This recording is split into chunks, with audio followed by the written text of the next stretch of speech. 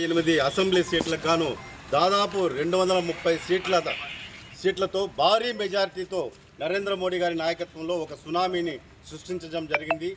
ఈరోజు దేశ ప్రజలంతా కూడా దేశం కోసం ధర్మం కోసం నరేంద్ర మోడీ గారి నాయకత్వాన్ని బలపరుస్తున్నారు అనే దానికి నిదర్శనం మహారాష్ట్ర ఎన్నికలే. ఈరోజు విశ్వ విజేతగా ఈరోజు నరేంద్ర మోడీ గారి నాయకత్వంలో భారతదేశంలోని అన్ని రాష్ట్రాల్లో మొన్న మనం చూసాం, హర్యానాలో విజయదుందుబి మోగించారు. ఈరోజు మహారాష్ట్ర, రేపు రాబోయే రోజుల్లో జరగబోయే ఢిల్లీ లాంటి అన్ని అసెంబ్లీ స్థానాల్లో కూడా బీజేపీ కైవసం చేసుకోబోతోంది.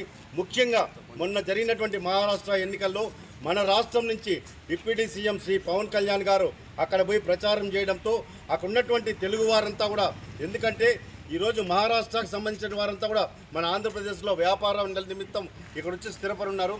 పవన్ కళ్యాణ్ గారి ఆదరణ మహారాష్ట్ర ఓటర్ల ప్రభావం చాలా చూపింది. కాబట్టి ఈరోజు భారీ మెజార్టీతో భారీ అత్యధిక అసెంబ్లీ సీట్లు సాధించి బీజేపీ జగత్ విజేతగా ఈరోజు నిలిచింది. దానికి నరేంద్ర మోడీ గారికి, అదేవిధంగా బీజేపీ నాయకులు ఎవరైతే కార్యకర్తలు ఉన్నారో వాళ్ళందరినీ కూడా ఈరోజు బలోపేతం చేసేదానికి ఆంధ్రప్రదేశ్లో బీజేపీ బలోపేతం అవుతుందని చెప్పి ఆశిస్తున్నామండి.